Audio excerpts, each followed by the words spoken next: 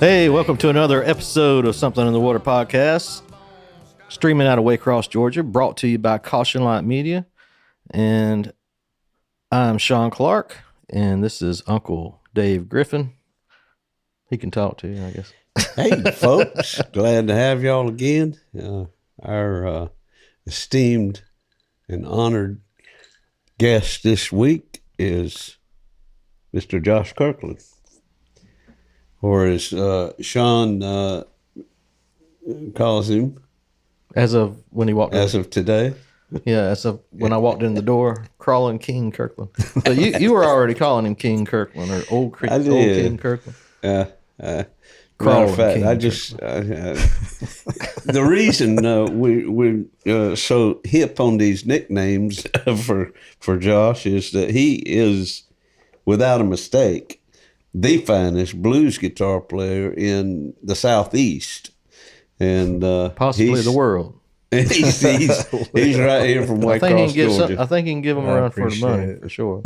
And so we heavy with the nicknames like old King Kirkland. Yeah, I don't have no nickname. They just call me Sean. Yeah. I say, hey, Sean, get out of the way. Trying to work. But we were, let's see, a couple of episodes ago, we had Jason Lee as our guest. Oh, yeah? Yeah, and I didn't know. He was speaking highly about you. And he told a story that I had heard, and that in your early days, you would, when you were learning to play, you would take a stack of CDs, and he said CDs and magazines, guitar magazines. Yeah, CDs. Dirty magazines. There were no CDs when I started playing. Records. Oh, okay. It was cassette tapes, probably. Cassette tapes. There you go. Yeah. All right. And you would take this shitload of music into your bedroom about the time everybody else was going to bed, and you'd stay up all night listening to every song on these cassettes, front and back. And I guess pretty much learning that material till you had it down. Is that about how you did it? Pretty much, yeah. It was cassette tapes for sure. Yeah. And just keep rewinding, listening. Yeah. Jason Lee said that, huh? Yes. Uh-huh. So you know, I grew up across the street from him. Oh, yeah. You grew up. We grew up across the street. That was his story too. Yeah. That's right. He was best friends with my little brother. Yeah. Yeah. They were the same age. Yeah. And your daddy, I guess he was fairly responsible for pushing you in a direction. Oh, yeah. Yeah. Your daddy was in a lot of garage bands here when I was growing up. Ronnie Kirkland, organist, keyboard player. What was the bands that he was in? Georgia Power was one of them. Georgia Power, that was a band from the 70s. Good name. Pack House, I remember that one. Yeah. Changing Times. Yes, there you go. That one's back. Way back. Each one of them goes a little further back. Changing Times was Ross Speed, wasn't it? Was he in the Changing Times? I'm not sure. Chip Wiles. Chip Wiles was in Changing Times. Okay.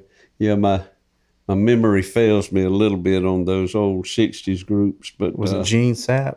Gene Sapp, yes. Yeah. That was it. They were the ones with the Nehru jackets and psychedelic stuff, you know. I'm sure that it affected. But your daddy was involved in all of that scene. He loved it back then. So yep. When you came along, do you remember when it was that you first just said, was it because of your daddy that you? Well, I mean, I grew up around it. I was always around it when I was a kid. Yeah. But I don't know. I don't remember knowing that I wanted to play music until I heard the first Van Halen album. Yeah. Yeah. Yeah. So that was it. Hell yeah. I guess it's kind of cliche. How old were you then? About then? 12. 12 when you Yeah. started learning guitar? I heard that first album, the first Van Halen album, and asked for a guitar for my birthday, 13th birthday. That's where it began.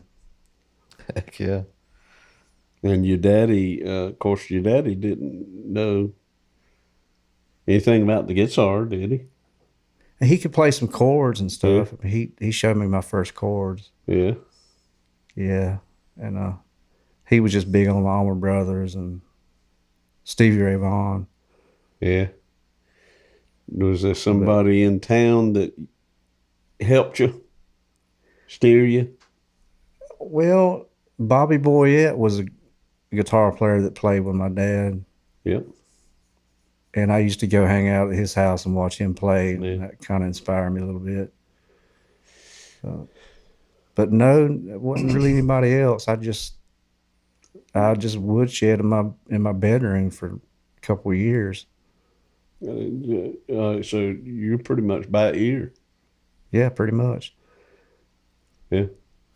Bobby was a lead guitar player for a band called The Wall of Sound. Wall of Sound. And then in the early 70s, they changed it to Delta. Yeah. And they were another well-known Waycross band that were represented by a booking agency, and went up and down the highways all over the Southeast, playing frat parties and anything that paid money. Yeah, that was a good band, though. Had 2 female vocalists in it, Connie and Rita. That's right. Yeah. Ronnie was in that too, or Connie and Rita McDaniel. Yeah, I don't think Daddy was in that band. No, I don't believe he was. The early version of Wall of Sound was, I believe it was Danny Altman on drums and Gary Brown on keyboards. And Gary Brown was a fine drummer. But it was always Bobby Boyette on lead guitar and his brother Jerry Boyette on bass. Then the Delta band changed personnel quite a bit. Madison Gibson was the keyboard player, and Wayne Hutchison was the drummer. Madison played keyboards? Madison Gibson. Yeah, he played keyboard. I only knew him from playing banjo, I guess. But yeah, that's banjo. The same guy. Oh, yeah. Well, I was in a band with Jonathan, his son, playing bass. Yeah. Yeah, that's no, pretty. I was just too young to remember all that, really. Yeah. Well, you were influenced by Eddie Van Halen. I mean, that's what made me want to start playing guitar. That's what opened your eyes to it. Yeah. And you practiced and you practiced and you practiced, and what made you say, "All right, I'm ready"? Was it just like somebody make that decision for you, or was like, you gonna be in my band? Well, I don't know. Daddy worked at the Express though. He was, and they had bands DJ, every night. Yeah, they had bands every night, and he would let me go in with him, and I got to get up and sit in with a band, and I guess that's kind of where it started. Yeah. And when I was 16, I got an offer to play in a band playing bars. And who was that? They were called Reflections, I think. Traveling band? I mean, not from Waycross? They were from Waycross. They were? They played just all the old honky tonks, 121 Club and Porn After. Who was in that band? Randy Tarpley. Oh, God. I remember Randy. Yeah, and Bobby Gay Jr. Yeah. And Charles Charles Davis. I remember that name too. Charles Davis. I know that name. Yeah. The big guy that plays guitar. Yeah. Who played bass? Dennis Westbrook. Dennis West. He was originally from New York. All right. So you were 16 playing in bars? Yeah, my daddy had to sign waivers. Did it frighten you, or did you fall right into it? He's probably doing high kicks. On the bar. Rock and roll. I wasn't that confident. Really? No, but I don't remember being scared or anything. Well, so some of them places Some of it was rough, so Yeah. I did see some stuff that was a little scary. What kind of rig did you have back then, I wonder? What guitar did you play? Huh? That's a good question. I mean, did you ever go through the Ibanez thing I did, but I don't think I was playing one then. or Kramer or anything like that? No. Was you always like a Strat man, even back then, with Van Halen stuff? Yeah, and I was playing a Les Paul maybe at one point, I think. Seems like. It's hard to remember that far back. So much has happened since then. yeah. But Well, the old music, the music is pretty much what you've done, though, ain't it? yeah, since then I've Yeah, really. been fortunate enough to make a living doing it. Yeah. Some recent bands you've been in through the years. I mean, you've had the Josh Kirkland band, Right. and with various lineups, and you also played with Chris Ryder and Traveling Riverside Band. Mm-hmm. About 10, 11 years now. Yeah. Damn. It's amazing. You also, I guess, You did the Stevie Ray tribute. Stevie Ray Vaughan tribute. What was that? Yeah, I Early did that. 2000s? Or Yeah, mid like 2000s? 2003, Yeah. 2004. I did that for a little while. Got to go out to Texas a little bit and up to Virginia. I bet those were some cool shows. People really dig it Yeah. because you can play just like him and sing just like him. Yeah, it was fun.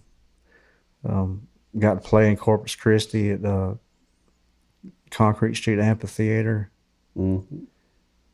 Had a few thousand people out there in front of me. So that was a lot of fun. Heck yeah. You got to dress like him too, and everything, didn't you? Yeah. Had that flat black hat and poncho. Was it Yeah, poncho? well, no, I didn't wear a poncho. It was like a kimono. Oh, a kimono. That's right. That's right. Yeah. Yeah. Felt a little silly.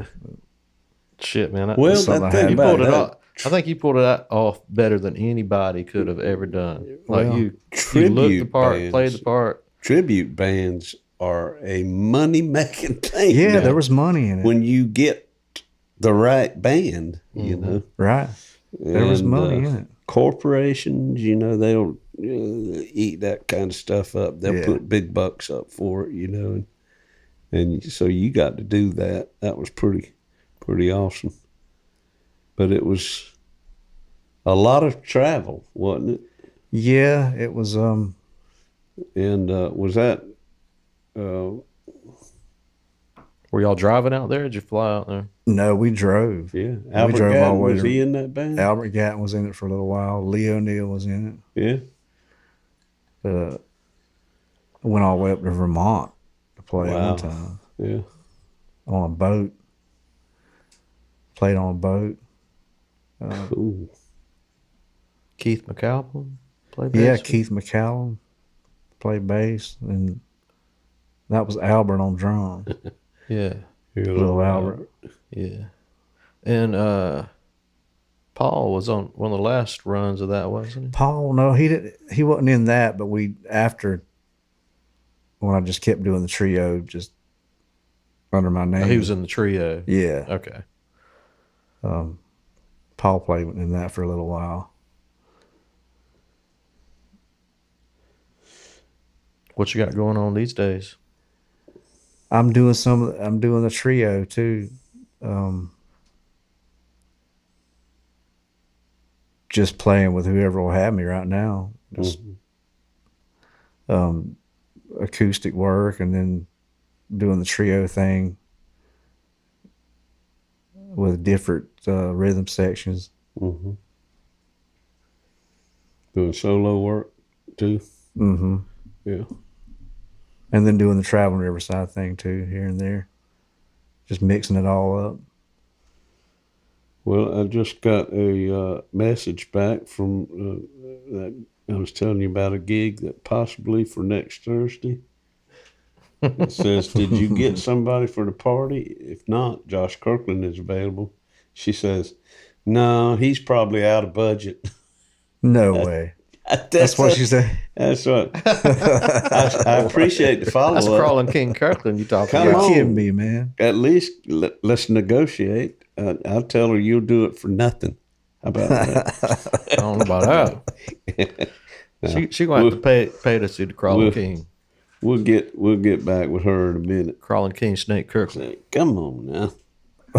You don't say he's probably out of budget. Out of budget, huh? And you say, how much will it cost? That's what you say. That's how you carry on a conversation. That's because she knows how good you are. Well, you are good. That's for sure. Played on the Newfanglers CD with us. Yes, sir. I was proud to be a part of it. That was a lot of fun. Well, you kicked the shit out of them I might songs. be biased, but that's the best solo you ever did. Oh, yeah. And I love them all, but you never played anything. It was bad. just Phone call? Phone call. Yeah. Woo. I remember Yeah. recording some of my songs at Crosstown Music. In the back there, I Paul. remember that. Mm-hmm. And he just played that for me, and I just, while I was recording my stuff, I just played it off the cuff. Okay. Cool. Yep. I think Paul's words were, I think that was the second take or something. Oh, maybe even the first don't- take. But you were like, let me do it again. He's like, hell no. You're done. Like, no. It might have been the first take. It's was amazing. kinda And raw. if you want to hear it, you go anywhere that's streaming, Spotify, Apple, Amazon, and look up the Newfanglers Blood in the Pines album.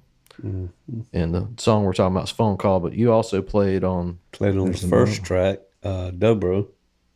Oh, yeah. You did a Dobro track on that one. and then Family Reunion. There was Yeah. four Family solos on there. Reunion, yeah. That's right. You were probably the first solo, I think. Mm-hmm. We all had With to follow Laney. your ass. Huh? So everybody had to follow your ass. You come up It was here. you did what everybody do, It 16 was Laney bars, Strickland, right?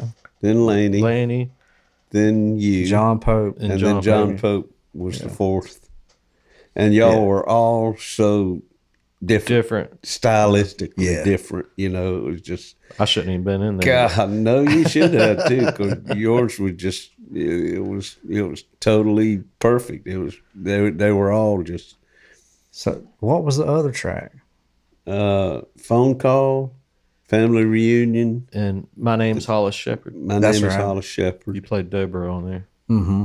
I guess that was it. Yeah, that's the ones I played on. If we put him on any more tracks than that, it would have been the Now you played Crawling on my King album, Kirkland though. Fanglers.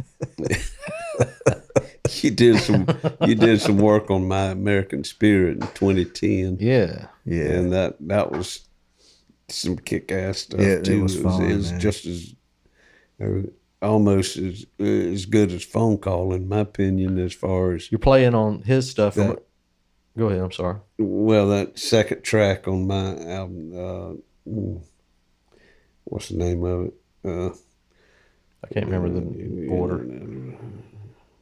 Yeah. Anyhow. That's a great Pull the album. gun out. Yeah, but the title of it I can't remember. You wrote it. Just because you write them don't mean you know them. Right. And then you played on Hank Williams song. Oh yeah, Lonesome. That was a good lead. That's a great lead song. guitar solo on that one too. Oh man, I'm trying to remember the name of that. You can always bring it, man. You just always, and it don't take you long either. That's what's so good about it. In fact, it's just like Paul was saying, Sean was saying about Paul. You get in the studio and you kind of over critique yourself. I do, man. It's stressful for me. It ain't like playing we're sitting live. We're sitting in there listening. Well, that's the best damn thing I ever heard. And like, wow, man, that kind of a little bit. Like, no, hush. put him back in the box. I know I stress everybody out. I mean, I just can't fathom being so good that you're like, that sucks. And I'm like, what? Oh man, Yeah. It was a lot of fun though, playing on those records. yeah. I'm glad I got to do it. Yeah, we was the better for it. But we was the better for it for having you. And Oh man, those are great songs though. I'm proud to be on them. we had a good time doing it, that's for sure. We'll have to do some more. Me and Dave's got I know, man. Me and Dave's got Oh a project. yeah, that's right. Yeah, Do you really? I was just thinking about that. Waycross Stagecoach. I was listening to Drug, Is that what it's called? Yeah. I was listening to Huh. Drug for Me earlier today. That's pretty cool. Yeah. Me and Dave are always. That's one that we need you on. We need you all over the album. I'm sure, yeah. but Call me. we're gonna piecemeal it together as far as Kind of like the new family, just lay down Yeah. the basics and then bring Right. somebody in. and then just say who does this sound like, and it'll be like, okay, well, we'll call Josh up. So it's just y'all, the two of it's y'all just doing me an album and together? songs that Sean and I wrote together. Oh, Connor's laying down the drums. Connor's We're putting recording down it the here. drums, and we only got a couple of tracks so far, but I mean, we got a lot on paper, but as far as breaking the ice on it, we've started too. yeah. mm-hmm. Where y'all recording it at? right here in this right room. Here. Mm-hmm. And I mean, your name's already come up about it. So Well, just gotta let me know. I'll be there. There's this song that my old buddy from Valdosta gave us the idea of. He said, won't you write a song that equates smoking pot and sex? So there you go, folks. And not that we're huge fans of either one, but I mean, you know, I was like, Is that what he said? yeah, that's what Dave. that's what I said. Just said, Dave's asexual. He just You want to listen to it? sure. Sure. You got it pulled up. oh yeah, Which one is this? Drug for Me. This is a rough it's mix. called a drug This is- for me. This is But an yeah. unfinished what thing. we did was we sat in John's he shed. What do you call that thing? Backyard. That's a devil's den. He's got one. He got him one of them utility sheds. And now from- everybody knows about yeah. it, Dave. Thanks God. No, he got it. He got it from Lowe's. If you want a good deal, no. no, I couldn't he afford got it Lowe's. Summers and Summers. and, Summersville. Summers. and we sat out there, and I said, "This is what James Cocke suggested we write a song about." We took a look at that, and Sean said, "I think we can do something with that." And I said, "But we're not going to limit it to just pot smoking."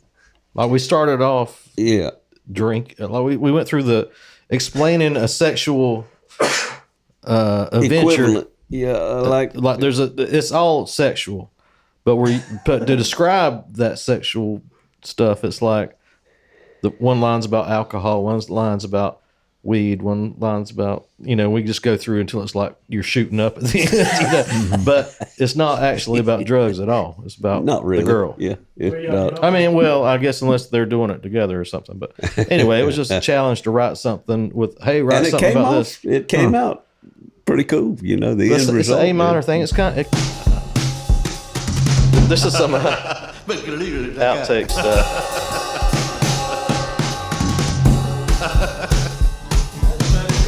Just drug for me. Yeah, this is before it starts. This is just us messing around. Just as like we're rolling.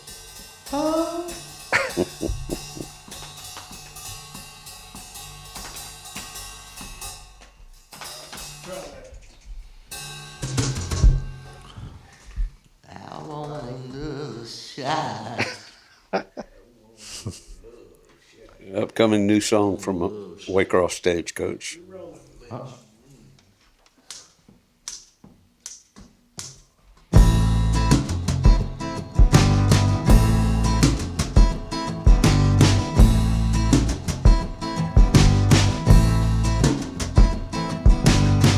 I want another shot. I love to drink you in. I'll have you on the rocks. You got me spinning.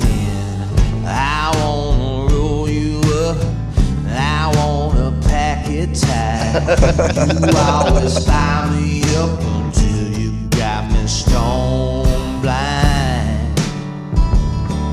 I'm in love with you. You're a drug for me. I can't shake you loose. You got me down on my knees.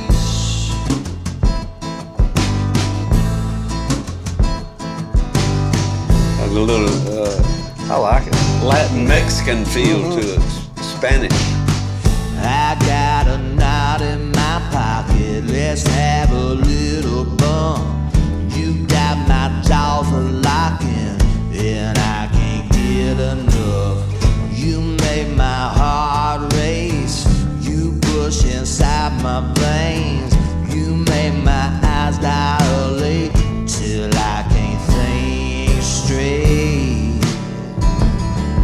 I'm your lover, man, all strung out on you. In the palm of your hands, I'm addicted to you. This is the part I think you'll have fun with right here.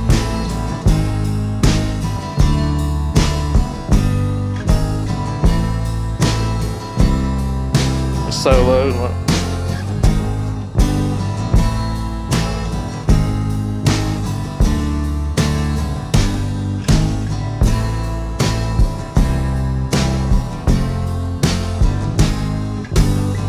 I set you on my tongue and let it melt away until Y'all want me on this one, huh? undone. Yeah. This is the one you kept coming up on. Yeah. It's just a lot of this is scratch kind of.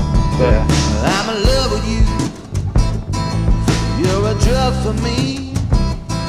I can't shake you loose. You got me down on my Go ahead and knees. play along if you'd I'm like. your lover, man. Yeah. All strung This out on you. chords coming up is the same as just before there, but it's got that. extended outro. So it's kind of like the phone call thing where this is all just an outro solo, you know. It just builds and gets crazy. Probably has some background atmosphere kind of stuff coming in. Kind of like the end of a She's So Heavy or something like that, you know.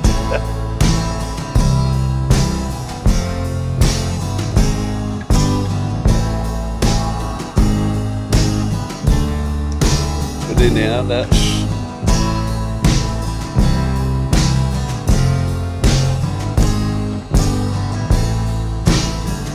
goes on and on and on ad nauseum. And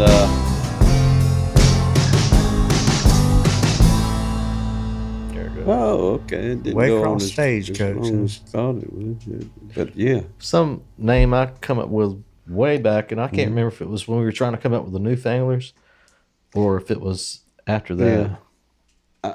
I don't remember, but it seemed to me like immediately we seized upon it as it's almost like, man, that sounds like a vehicle for a traveling road show, like this could be anybody.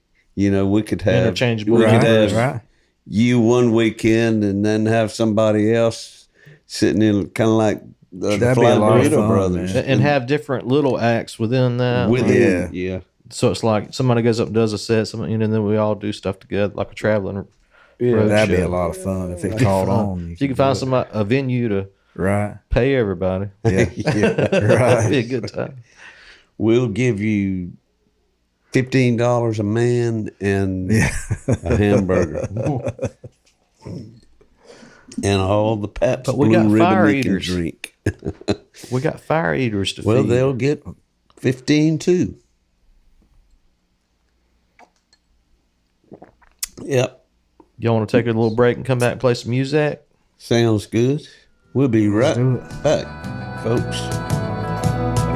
Something in my brain won't let me stray. Something in my veins gonna find its way. Something in the water taught me how to pray.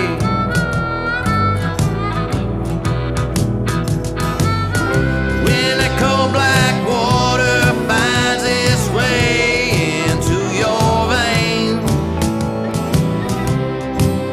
you'll never be the same. Well, hey, folks, we're back. And our guest this episode is Josh Kirkland from Waycross, Georgia.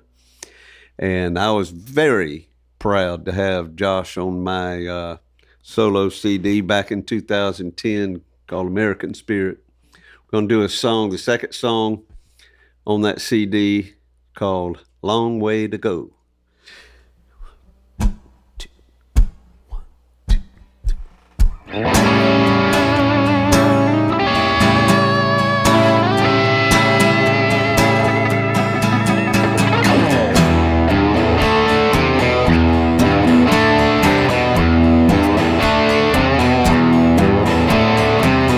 I took the gun out of my mouth and shot it in the dirt.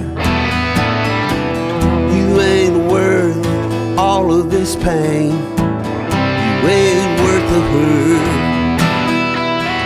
Oh, my soul got a long way to go. Oh, my soul got a long way to go. I opened up Pandora's box, took a look inside, and understand why it was locked. I know now why you lied.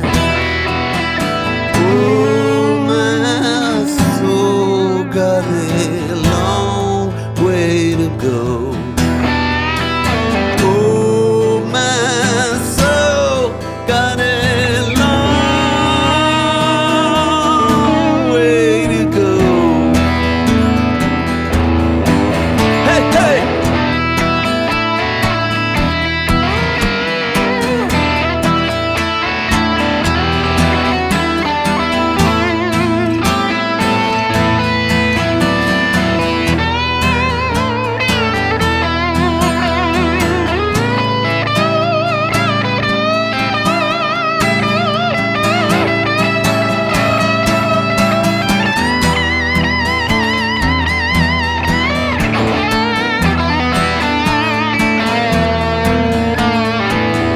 Pull the smoke out of the air, inhale it just for joy. This cosmic voice inside my head, the sound is ever boy.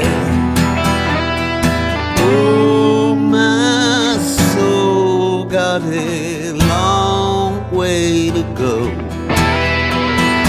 Oh, my soul got a long way to go.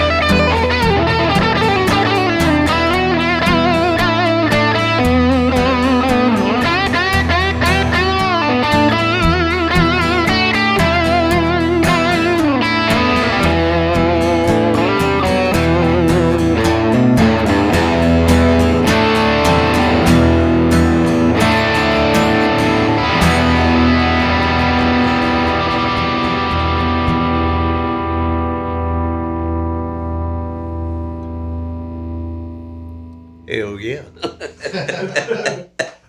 Yes, See, that's why you want him on your album right there. Woo, Lord. Now I'm going to pass this. This is my Martin guitar. It's a Martin DR. And I'm going to pass it over to Sean. Hold on for a second. Yeah. We're going to have to restool. And we're going to do a song now that Sean wrote. Don't let it whoop you. From Actually, I'm gonna need it around here. featured on the Newfoundlands CD. Those, well, Pour your mic in there. yeah. I got this. For anybody that hadn't been watching the podcast, just now hearing about the Newfanglers was a group project. It was a Waycross, Ware County, Brantley County songwriting project that was a story based on a true set of events. And You think you need that or no? you can check it out. It's called a tuner. Good? I think I'm good. He just bends it till it sounds right. Anyhow, it was a songwriting project that started off in 2003 and culminated in 2007 with the release of this album. It's a what do you call that? A Concept. concept album, and it's called Blood in the Pines: The Story of Hollis Shepherd. And we all came together as songwriters, musicians, the best of the best. We tried to get them in on this album. In fact, we there was 2 tracks that Don Helms, the original steel guitar player for Hank Williams' Drifting Cowboys, is on the album. So we're very proud of this album, needless to say. And Josh was all over it. He played on several tracks, and this is one of them, this song that Sean wrote called Phone Call.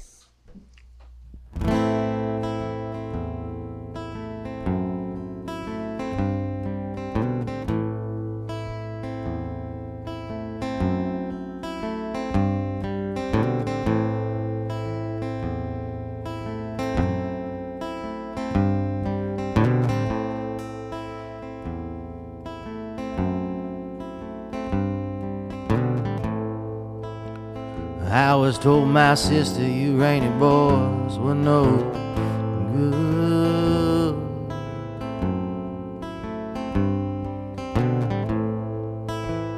Now it's gotta go down just like I know it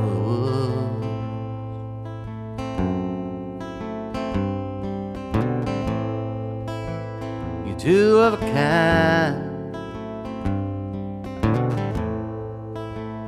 Made up my mind. I've been too kind. These are the ties that bind.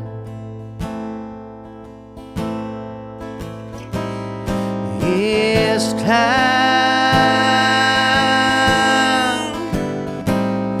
It's time.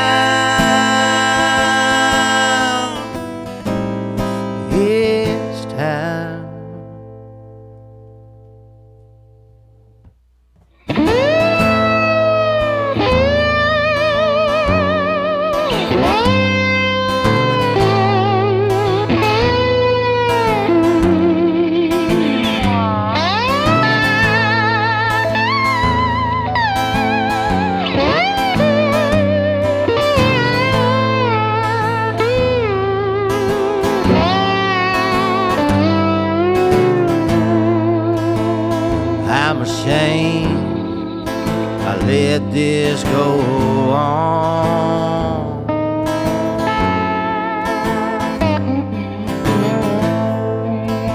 We'll settle face to face, not on some damn telephone.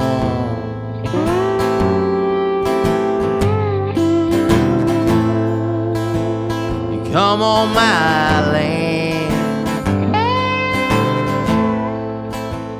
swinging hand, beat down my boy. Won't you come up in here, beat down this man?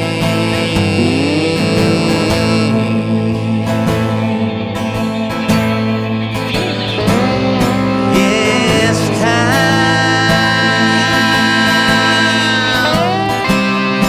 Yes, time. Yes, time. Yes, time. Yes, time. Yes,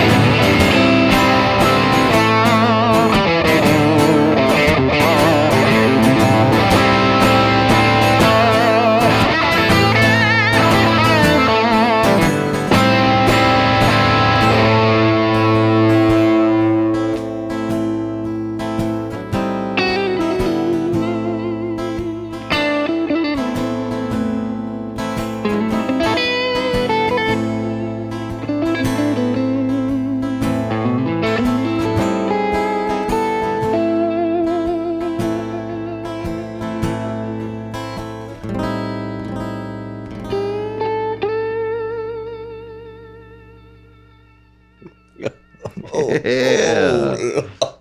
Yeah. Ooh, just a fly on the wall. That's awesome, man. Can't nobody do it like King Kirkland. And that's the truth. Crawling King Kirk. Oh, man. Man, Thank y'all for having me. absolutely. Well, folks, we're going to take it out with another tale of the week. Here you go. If you will, place that tuner back in its appropriate spot. This tale of the week is brought to you by TCB, taking care of business. Because it was on this unfortunate date, about the time, well, right close to this date that this episode is being aired, back in 1977, that the king, another king, passed away. It was the king There could only be one. it was the king of rock and roll. I hope Little Richard didn't hear me say that, because he professes to be the king, which I have to agree with him. But now Elvis was a king in all kinds of ways, and I'm fixing to tell you about it anyhow. Down Home Band with Eddie Middleton was glad to be back in Panama City at the Sheraton on the beach. It was our fourth time returning to the lively nightclub on the beautiful Gulf Coast of Florida. Tuesday afternoon found the band, myself on rhythm guitar, John Randall Smith on drums, T. Wayne Scarborough on bass guitar, Ricky Alderman on keyboards, Joe Shearer on lead guitar, and Eddie on lead vocals, rehearsing on stage in the empty lounge. We were midway through our practice session, probably learning Marvin Gaye's funky new number, Got to Give It Up, when somebody interrupted us with the news that Elvis Presley was dead. The day was August 16th, 1977. John Lennon was famously quoted as saying that Elvis died the day he joined the army. A huge early Elvis fan, he was simply stating the obvious, that the spirited and rebellious rockabilly cat from Memphis, Tennessee, was a former shadow of himself. And Lennon no longer cared for the watered-down Hollywood movie songs that continued to make Elvis a fortune. As a kid, me and my older brother Gary owned one of the first Elvis film soundtrack albums, King Creole. We also attended just about every Big E B movie made that was shown at the Ritz and Lyric Theaters downtown Waycross, Georgia. And by the time I was playing in a nightclub band in the mid-'70s, I had come to regard Elvis much like John Lennon did, as a sad, overweight caricature of himself. Regardless of what John Lennon and I thought, Elvis did set the bar in the beginning for future rock and rollers. He knocked down the doors and blazed the trail. Elvis's passing was of monumental importance, and that was not lost on me nor the rest of the Down Home Band. We stopped in the middle of our rehearsal to discuss how we, as a musical unit, could pay tribute to such an icon. It was decided that we would put together a medley of his songs, Suspicious Minds, Can't Help Falling in Love, American Trilogy, and perform them that night. Written by Mark James, Suspicious Minds was Elvis's last #1 song on the U.S. Billboard Hot 100 chart, peaking in 1969. Can't Help Falling in Love from the album Blue Hawaii was written by Hugo Peretti, Luigi Creatore, and George David Weiss. You didn't know I could talk foreign language, did you? And George David Weiss, using the melody based on a popular 1784 French love song, Plaisir d'amour, composed by Jean-Paul Martini. Jean-Paul Van Damme. Damn it. A concert director. Oh, no, before this is lost on you, it was based on a popular 1784 French love song, Plaisir d'amour, composed by Jean-Paul Martini, a concert director for Marie Antoinette, who lost her head every time she heard it. Damn. The song spent 6 weeks on the Billboard Adult Contemporary chart in 1961 and was the last song Elvis sang in concert on June 26, 1977. Mickey Newberry, songwriter and recording artist, arranged and recorded an American Trilogy for his 1971 concept album, Frisco Mabel Joy, based partly on another of his songs, San Francisco Mabel Joy, in which he writes about a Waycross, Georgia farm boy who hopped a freight train to L.A.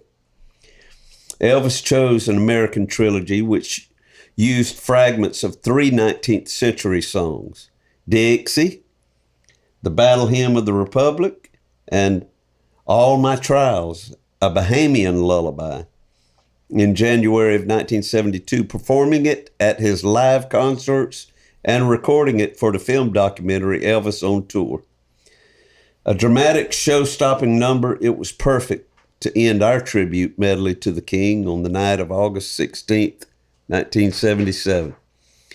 We worked hard that afternoon, making sure our arrangement was spot on and our backup harmonies were tighter than Elvis's sequin jumpsuit.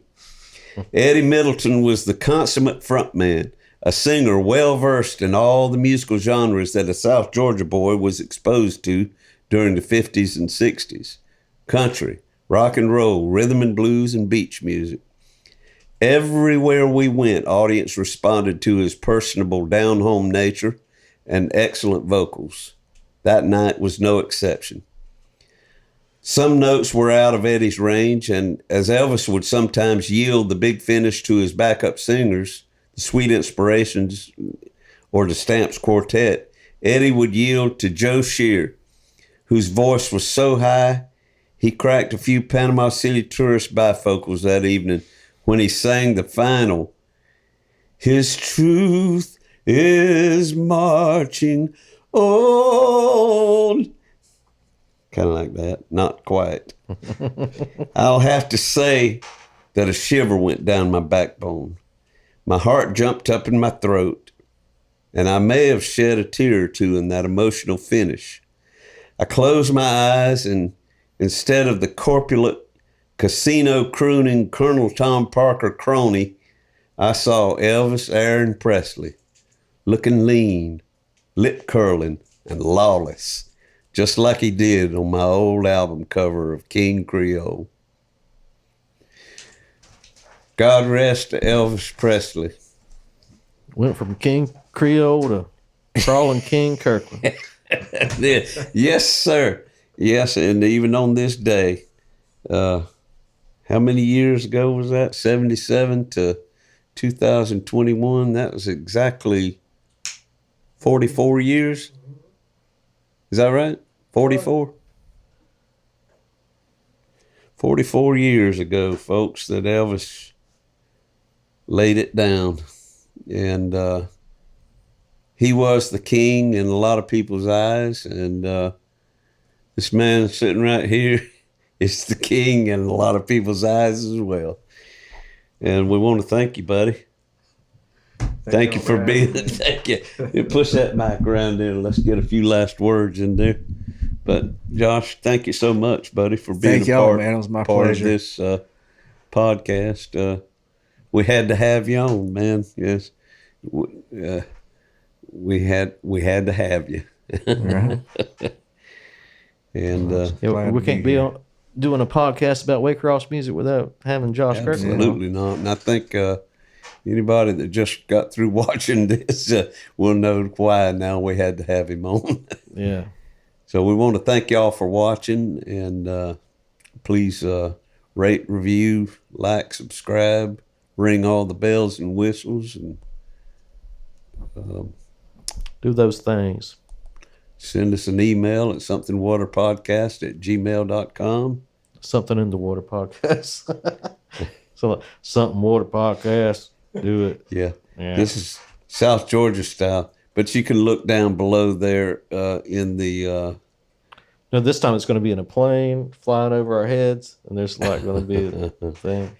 Yeah, well, down below the video will be all the links that you can get familiar with us with. Patreon. Yes, and subscribe to our Patreon. We've got some crazy stuff coming your way there. $5 foot long. Yeah, $5 foot long. You get some extra. It's only $5 a month, folks, and we get crazy on there. Dave takes his shirt off. It's weird.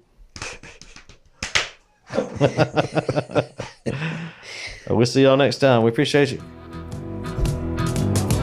When the cold black water finds its way across through your veins, it just might seal your fate.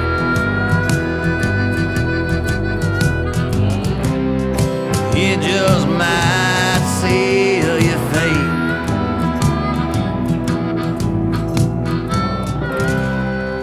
It just might see your face.